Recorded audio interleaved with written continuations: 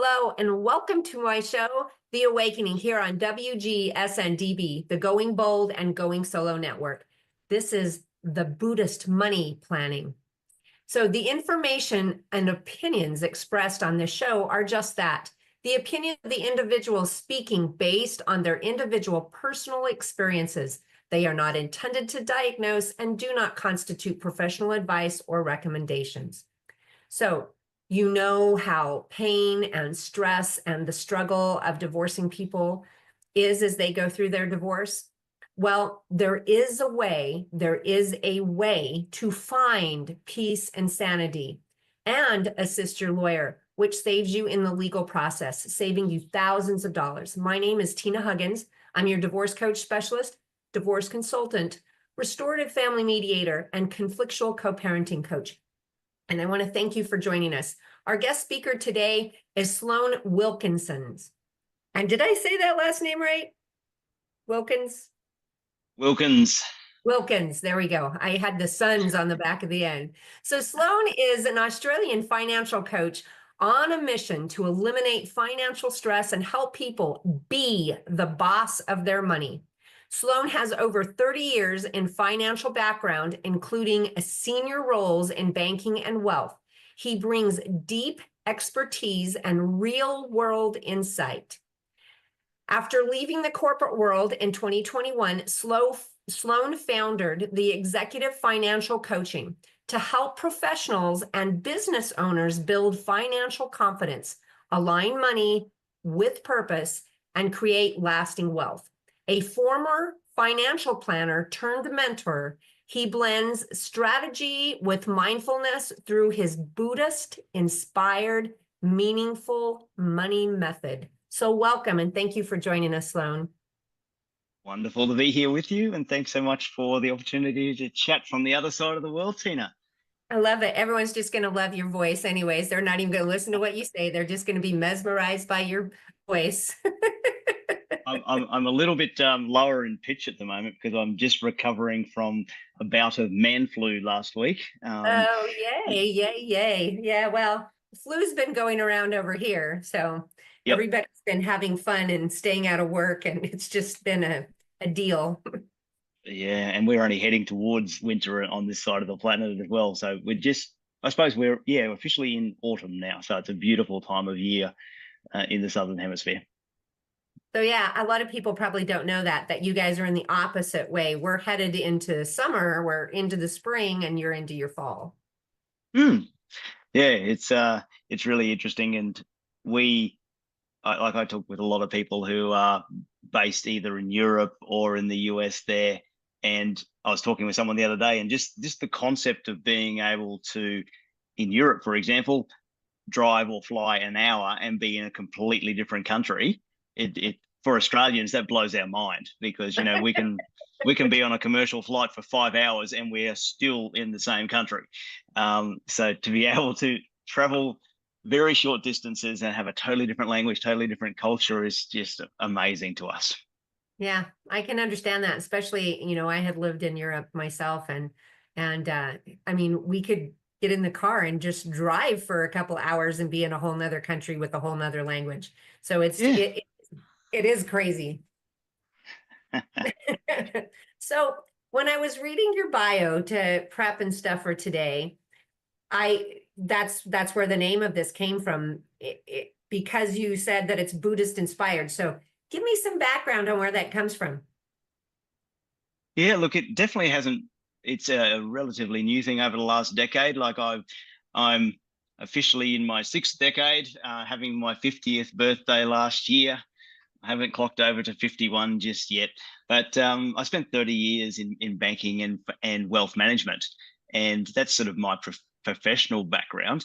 And where this journey came from for me was originally going to learn to meditate when I was 40 years old, because I wasn't dealing well with corporate stress. And in my mind, I thought, well, it's probably got to be easier to learn how to meditate than recover from a heart attack or a stroke. So that was the trade-off that I made in my mind. And it turned out, yes, to be much easier. I didn't learn from a Buddhist practitioner or anything of that nature. I actually learned transcendental meditation, which is quite widely known and very, very science backed. But it definitely did help me to calm my farm, and people started noticing that, yeah, okay, well, what are you doing? You seem so much calmer and easier to interact with, etc. So it had quite a big influence on me.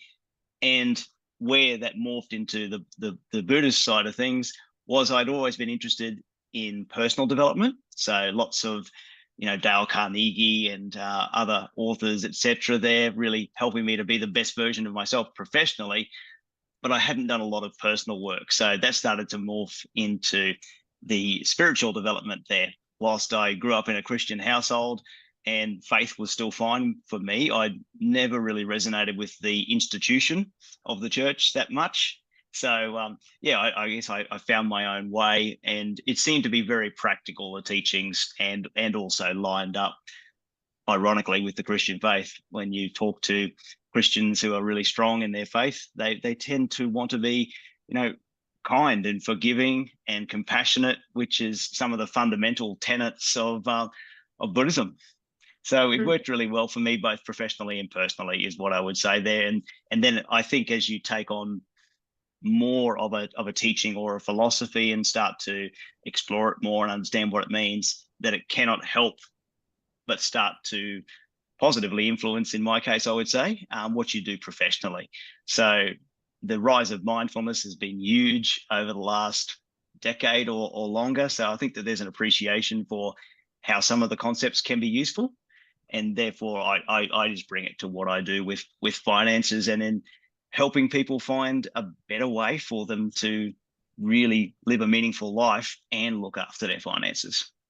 Yeah. And I mean, in the reality is living the better part of their life. If they can get to where you've got through the meditation process. And so if we back up into my life, I teach or have taught meditation because I come from a martial arts background. And so one of the things is that my students had to go through meditation prior to going into their workouts. It was part of what we were supposed to do from South Korea. And so they didn't understand the process. Close your eyes, breathe in through your nose, breathe out through your mouth kind of deal. Okay, what's that about?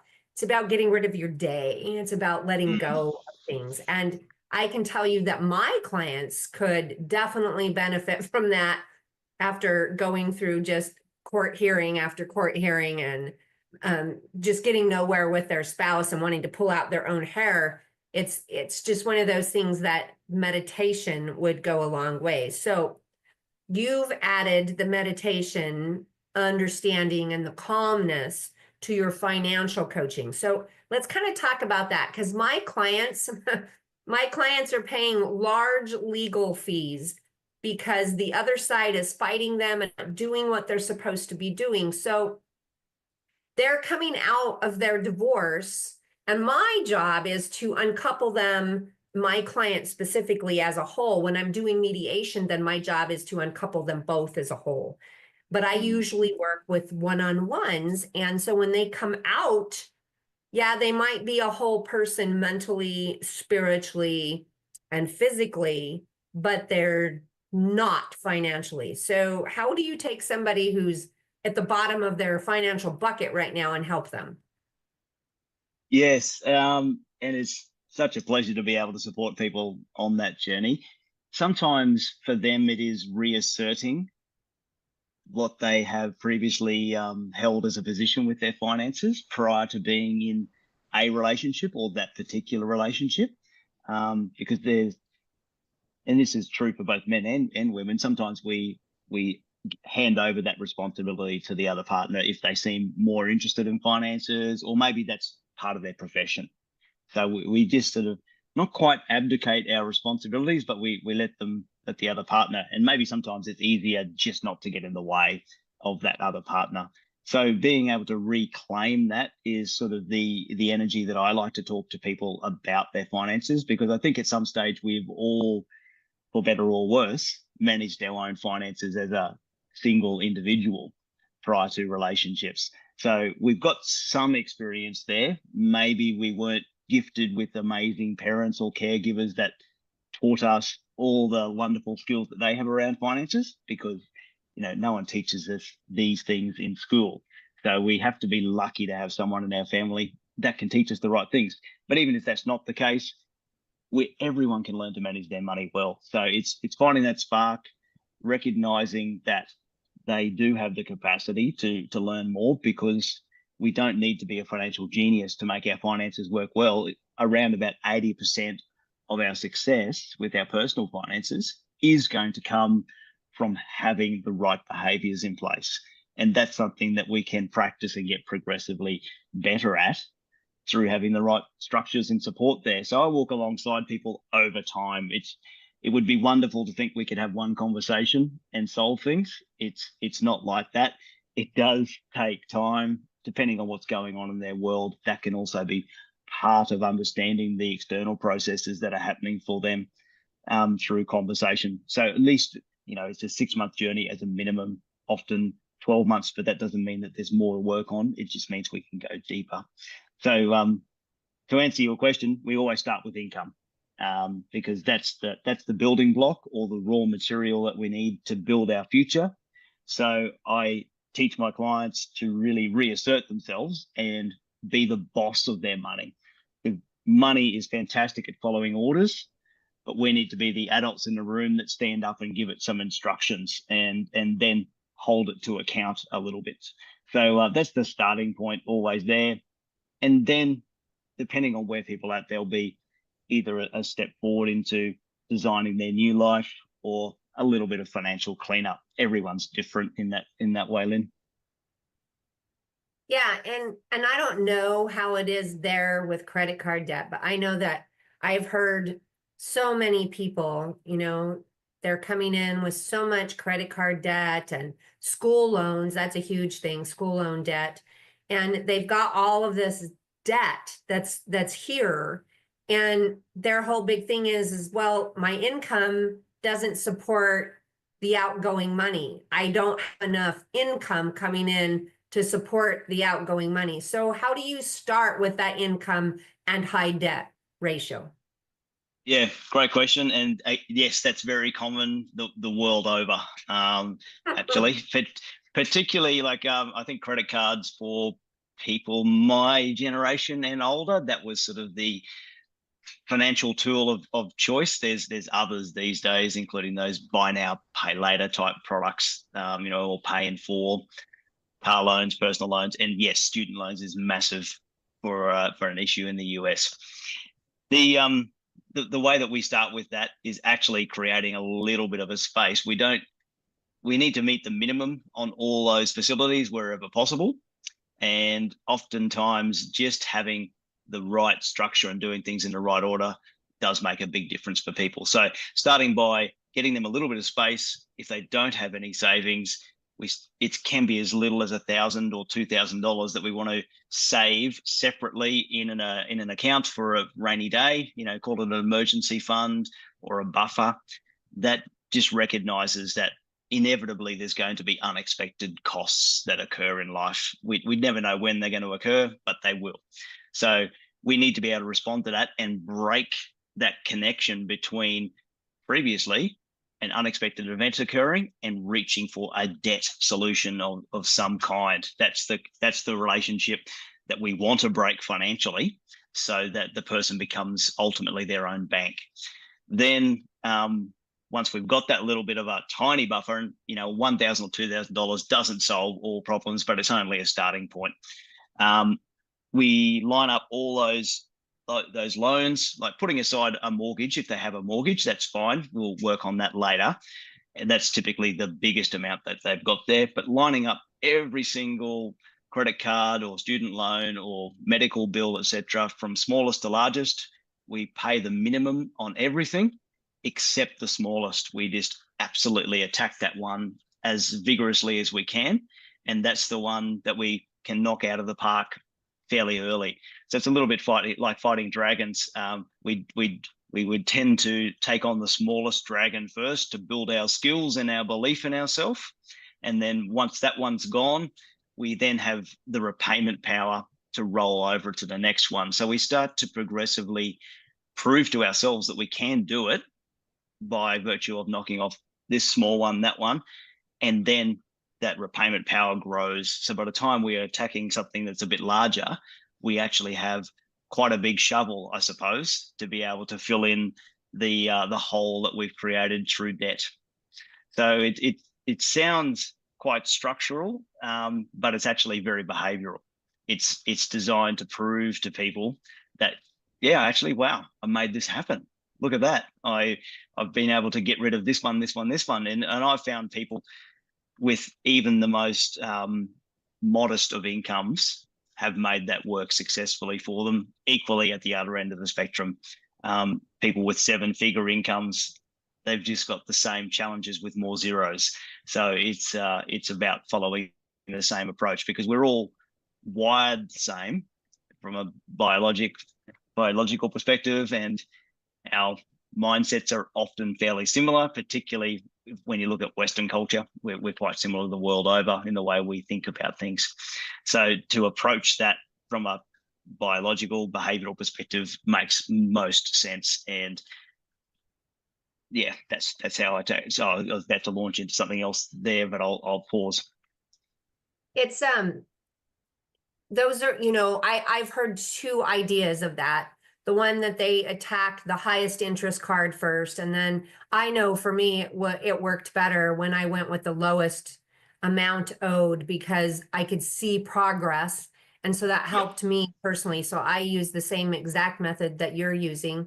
One of the things that because so many people, and I work with people that understand the law of attraction, and they're wanting to create more money in the law of attraction. And there's a statement that is act as if.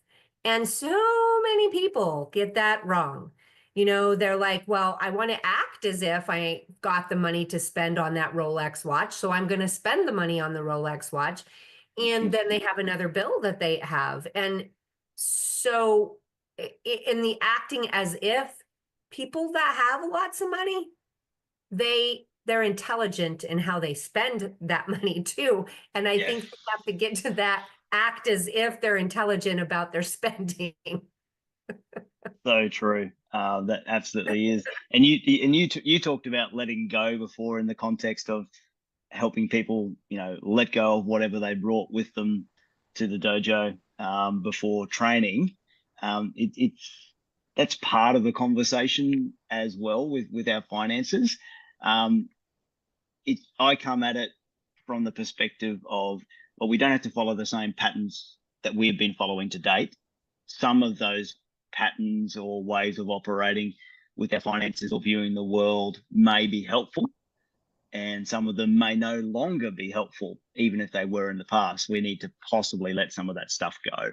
But it is also, it's basically a reimagining there, and starting to recognize that, a number in a bank account is not going to deliver happiness for us. There's so many things that are more meaningful for us in life. And don't get me wrong, I'm the finance guy. So I really appreciate the importance that finances have in our life. However, the aspiration I have for people is that you have enough that you can serve the right type of life that's meaningful for you. And that could be very different from the person next door. It's thinking purposefully and intentionally about all the different aspects of life. And I use a model that's got 7 key areas of life, and finances is only one of those areas. So it's important, but it's not everything. So therefore it becomes about, well, what am I actually trying to achieve on purpose? If there's children involved, despite the relationship breakdown, what's my aspiration to help my kids financially? Could be their education, could be anything. And then sometimes there's a reimagining of career as well. Is this still meaningful for me, or is this a time where I'm starting to really think about the stuff that drives me and makes me meaningfully happy and engaged in the world? So there can often be, a shift in career, or a return sometimes to a previous career that they've found that, that maybe doesn't pay them quite as much, but it really fills their cup. So I think those things it's important to get that balance there, rather than to say, more money is better. If a little is good, more must be great. Well, that's true in one aspect, but so untrue in many others. Yes, and the balance of life is so, so important. And a lot of people we hear, well, when I make that much money, or when I get that new job, or when I pay off that card, I will be better. You have to be better now. You have to Hmm. be that emotionally better person at this moment. And so with my clients, as we come through the part, like when I talk about my perfect client is the one client nobody wants to work with, because I want the most stressed. I want the person that's struggling with making decisions, who's coming out of the abuse and who's just not able to function mentally. I want that Mm. person, because when that person comes to me, I can quickly, and this is my hope, and this is the way it works with the majority of my clients, is we quickly, within 1 or 2 sessions, get them to where they're starting to be more stable in their thinking, in their emotional body. And just like, I had one that talked about an alter ego, and he was telling me all about his alter ego. And I'm like, well, that's who we need to be right here, right now. Let's pretend we're that alter ego now. And every time I talk to him on the phone, he talks about, well, I put on the alter ego face, and today went really well. I was able to go to court. I was able to stand up for myself. I was able to do things because I become that alter ego. So in the same thing with finances, if they can put that intelligent money spending brain in their head, then they can feel better about spending the money on the credit card versus going out and buying an $80 steak. Yeah. Yeah, exactly right. And it does start to become its own reward and little dopamine hit, which is why when we're talking about debts there, it's important to have that little behavioral aspect of, yeah, wow, I made that bill or that small first debt disappear. We do get that little rush, and we recognize not only the belief, but yeah, okay, this feels good in a different way than just spending. And I like that concept of the alter ego. That's quite helpful, I think, because we are in the process of change, and so recognizing that there's different parts of us we can draw on that have different skills and different strengths that we maybe don't exhibit all the time, but your client was able to use that in a productive way for themselves. So often it can go the other way, that the alter ego doesn't actually serve us and it's not so positive and helpful. So it's great to look at the alter ego being a positive force for ourselves to step into that, because I think we might all have in our minds or know someone that does particularly well with their finances. So, what is it about some of their states or behaviors that we notice that maybe we can bring and be part of our positive money alter ego? It's a Yeah. good concept. Anytime that we talk about money and finances, I go back to my parents and what I learned. What I learned as a child was different than what really was going on, because I got to hear all of this stuff about how my mom couldn't spend money very good, and she didn't have a job. She was a stay-at-home mom. And in reality, we heard all this stuff about my mom's credit card debt and everything. And in later years, I learned from my grandfather being on his deathbed that my mom was given $400 a month back in the day to spend on all household debt. That was Christmas during that time of year. That was the car insurance. That was health and going to doctors and dentists and things like that. All came out of my mom's pocket, not my dad's. That my dad always had $500 in his wallet. So if he went to the bar last night and he spent $500, he would go replace that $500. And we didn't know this was going on. I didn't learn this until later in my life. And so I originally thought my mom wasn't a good money spender. And later on, my dad owned over $1 million, a couple $1 million worth of property way back in the day. And so now it would be probably more like $4 million worth of property. And he just told me the other day, my mom has since passed, and my dad said, I owned all that property and all of that stuff, and all I own now is an RV. And he's not exaggerating, because that's the way he spent his money all of his life. He has debt and an RV. Yep. Wow. And my mom died with over $100,000 just in her savings account, just the savings account. So she was forced into a situation where she needed to learn how to get by on very little and then make it work. And the opposite with Dad. But when we follow, particular patterns, and we've all got them, important to know that, there are some good lessons from difficult times. And I think that that's probably so true for your clients there. Maybe no one would really choose to be going through the situation, but there are some things that we can choose to pick up from that are positive and that we get to carry forward, because the situation is what it is, and that's really tough. But there is another life on the other side of this, and it can be quite positive with working with professionals like yourself to get there and design that new life.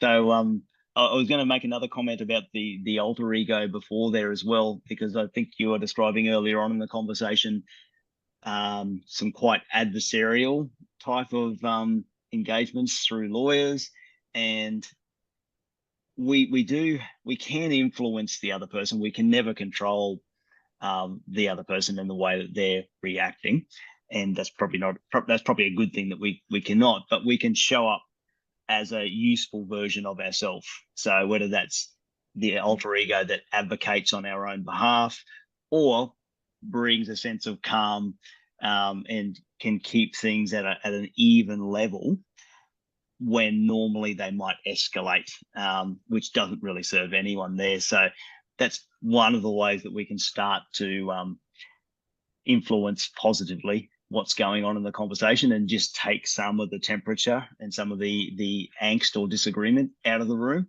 Easier said than done. I totally get that, but we can only control ourselves. And I think that's the most important thing. And that's what I try to work with my clients, is that we can't, and my clients are generally being abused and they're coming out of a bad marriage, but also the situation of the divorce is horrible for them, in the sense that the other side refuses to do what they're ordered to do by the courts. And so it frustrates my clients, and then my clients get some strength and they start stomping their feet and pounding their fists on the table. And that's when I go, okay, we've got the strength. We now need to set these boundaries, and these boundaries are going to save them money in the long run, because these boundaries are, one, I'm not going to fight with my soon to be ex. I'm going to fight with that person. I'm not going to listen to what they have to say. They're putting on this alter ego, right? And so that alter ego is standing up for them. And so then we get them. This is where, hiring me is a great way to get them through that. But then after that's all said and done, and maybe even it's business owners like myself, because some of us, and I've got 2 clients right now that are opening up their own personal business to make their money, and they can benefit from working with you, because getting their business money together is the next step for them to build their own wealth. Is that not correct? Yeah, absolutely. Because that's being able to save and use our money intelligently is a great thing, and particularly repaying debt is very useful as well. However, we cannot save our way to wealth. We over a very long period, you can invest your way to wealth, but just reducing your expenses down to next to nothing will not get you there. So at some point, there needs to be a conversation about the income side of the equation, which can be retraining new skills so that we can level up our career, or it can be growing an existing business, really taking some new services, or looking at the high high value services that are truly appreciated by clients, or starting into a brand new business, which is really exciting, but does take some planning in and around that to make sure that your base is as strong as you possibly can be. And there's a deep connection between our personal finances and our business finances, which not all business owners always get right, because they're busy being busy in their business with success, hopefully, or sometimes dealing with the tough reality of business there, and personal finances tend to take a back seat. So it's important, I think, to really make sure that both of those areas are getting some positive attention. And that's what having some regular space to talk about that, and what are the next positive steps that we can do. Let's go out and enact those, and then be supported and cheered on as you do that, because we're not all finance experts. Particularly in business, we tend to be in a particular business because that is something of interest to us and we're probably good at it. So it's our gift to the world. Doesn't mean that we have an interest in the finances, but we soon feel that pressure if they're not going well. Right. And I know from being a business owner myself, I've owned several businesses starting at age 13. I've been self-employed since I was a kid, and people think this is the misnomer here. People think that because you own your own business, you've got money, and generally it's the other way around. You have to take that money, and you do have to invest it. Like, I love that you say that, because you can't save yourself to wealth. You can't do that. You have to have money streams, plural, in order to build that wealth. And so many people don't understand that. And when you first start your business, there is usually only that one itty bitty tiny little string of income coming in. And it takes a while for people to get there. But so what do you do when you have a small business owner come to you? Where do you start with them? Yeah, look, we do attack both sides simultaneously. On the business side, it really is about, and I'm not a professional business coach, but I've been in and around it enough. If I think that they need a marketing expert, I'll have someone in my network to refer them onto. Depends on the style of their business, but it's looking at a few things. Well, what's happening with your revenue? Are we achieving some consistency month by month with the sales that you're making? And hopefully, do we see some growth in that revenue stream? Then there's the other side of that. If it's a business where there's actual stock, how much stock are we sitting on? That can be a little bit of a black hole in a balance sheet. If we are sitting on too much value, just sitting on the shelf waiting to be sold, that balance needs to be right. And the other one is debtors.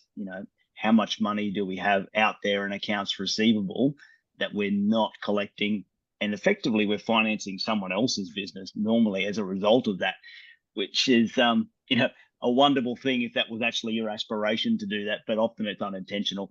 So those areas are the obvious ones. Let's make sure that we're getting in what we are owed, and sometimes it's with business owners, they're in such a fluster, they're not actually sending out the invoices to be paid in the first place because they are just in a little bit of an administrative fog. And being able to actually, okay, this needs to happen. Can we get this out there? Because you've got $20,000 worth of invoices that could be issued, that could be in your pocket. So let's make that happen. So that's that side there. Is the big hitting items. And then there's the personal cleanup there as well, because inevitably there will be some. And the more that we start to bring order and structure to the personal side, that cannot help but influence the business side positively, and vice versa. It actually ends up being a really nice cause and effect between the two. And that's one of the things that I often talk about with accountants and bookkeepers, is that people seem to be quite willing, and they understand the importance of wrapping support around them on the business side. So you will see the bookkeeper, the accountant, the insurance agent, et cetera, and all these professionals there. Then on the personal side, they tend to think that they've got to white knuckle it, and somehow they're magically supposed to work it out themselves because they're a grown up. we place all this pressure on ourselves, but there's help available there too, and it does uplift. A rising tide lifts all boats. So if we can improve one area of our finances or one area of our life, it tends to have positive effect on our finances on the business side and other areas of our life. That's just natural. And so the reverse sadly is true as well. If we get into a downward spiral in one area, and that's where I guess you seek to intervene with your clients, Lynn, there as well, is, let's start to turn some of this around, because inevitably it will pull other areas of their life into a positive uplifting cycle.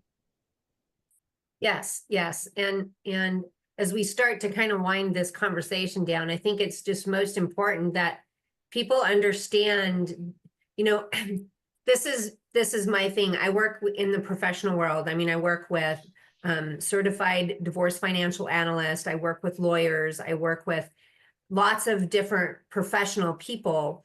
And then, of course, there's lots of coaches, financial coaches. I hate the word coach, because yes, you're a coach, Sloan, but you are a financial wealth of knowledge. And calling you a simple coach is not justice to who you are and what is in your head. You're a financial wealth of knowledge, and being able to work with you will help people, our viewers, help them to get to where they want to go. Because everybody, I mean, we all learned the wrong lessons when it comes from money for the most part. It's like 99% of us learned the wrong lessons. And now we've got to relearn that. We've got to re-understand that, because now we're grown-ups. We are grown-upping, we're adulting. And so we have to learn that. So Sloan, can you explain to our viewers, one, how you work with people, and then how they can find you? Yeah, certainly. The way that we work together and is always online, and this is true even in my local area and I live in Brisbane in Queensland. So there's some people who live in the same city that I've been working with for more than a year, and we've never met face to face, just because they're mostly professional people and business owners that I work with. So Zoom or Microsoft Teams or Google Meet, it just saves everyone so much time. We can share our screen. So that's the medium that we meet via. And you can actually build really deep personal conversations through those types of technologies there. It's surprising. The way that we work is we have one longer conversation a month, and that can be somewhere between 60 and 90 minutes, depending on what we're doing. And that's our opportunity to sort of go deeper and work through a particular area that we might be focusing on. Then we have a mid-month, and I call it an accountability advantage session, because we know that there's benefits to being accountable and showing up and saying, this is what I said I would do, this was my homework, so to speak, and I've actually done this, or gee, I was having problems with that part, can we talk about that some more? So I'm there to provide that caring accountability, cheer people on, but make sure that stuff gets done. So it really is there walking alongside people as both an expert and a cheerleader. And that's awesome. So, and I know that all of your contact information and everything's going to be located below this, so that they'll be able to see it in the show notes. So how can what's the email address or something that they can get a hold of you, or your website? Yeah, look, the email address is Sloan, so that's SLOAN at executivefinancialcoach.com.au. So, but another even easier way to find me is LinkedIn is my happy place. I've long been on that platform since my days in corporate world. So it's coming up on 20 years that I've been on that platform. And as far as I know, I am the only Sloan Wilkins on there. So you should be able to find me quite easily by typing in my name into LinkedIn, or just a Google search. It's normally one of the first things that comes up is my LinkedIn profile, and that has my email address as part of the contact details, or you can just use the messaging function there, and I'm literally on there every day. And that's awesome. That's awesome. And if for some reason there is another Sloan Wilkins, I bet he's not from Australia. I think that's probably true. Well, great. So to our viewers, I'm a certified divorce coach, and that means that I'm trained in the complexities of divorce. Not only was I trained in the complexities of divorce, I was also trained as a restorative family mediator and a conflictual co-parenting coach. But not only did I have that training, I lived through some of this. I went through some abuse situations myself. I witnessed my father going through abuse, and I got to be alongside my late husband as he went through some of the abuse that he went through. So not only do I have the knowledge, I have the background. I know what you're going through. So I can be reached at coachtinalynn@gmail.com. That's CoachTinaLynn@gmail.com. My website is divorcecoachspecialist.com. And you can find me on social media under on Facebook under Tina Lynn Huggins, that's Huggins, on LinkedIn under Tina Huggins, on Instagram under Divorce Coach Tina Lynn, and TikTok under Divorce Tina. So I always ask our guest speakers to give us one last little bit of information that can help us. So what can you tell our viewers, Sloan, that can give them something to help them today? Yeah, look, I would say there is always a way forward with our finances, particularly when things seem very dark. That there is a way forward. There's hope available, and step by step, using proven systems and pathways that others, many thousands of others, have used over the years. You can claw your way back to and create your best life moving forward from this point. Good. And that's good advice. There's always we can get started. And so my advice is to reach out to Sloan, at least have that initial conversation with him, get something moving. Don't wait. Don't wait.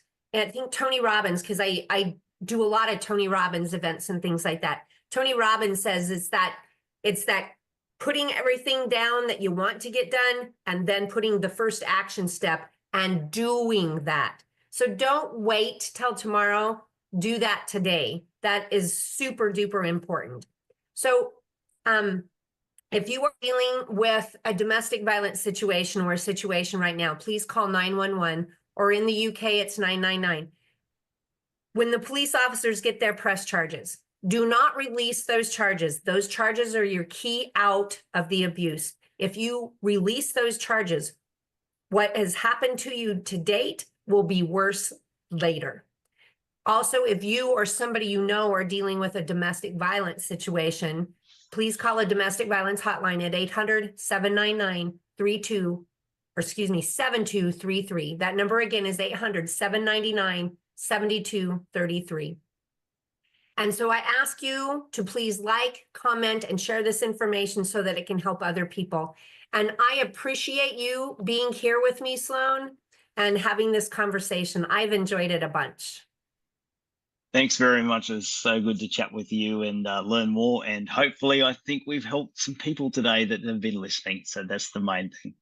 Yes, yes. Our viewers are our most important. So thank you again, Sloan. Thank you.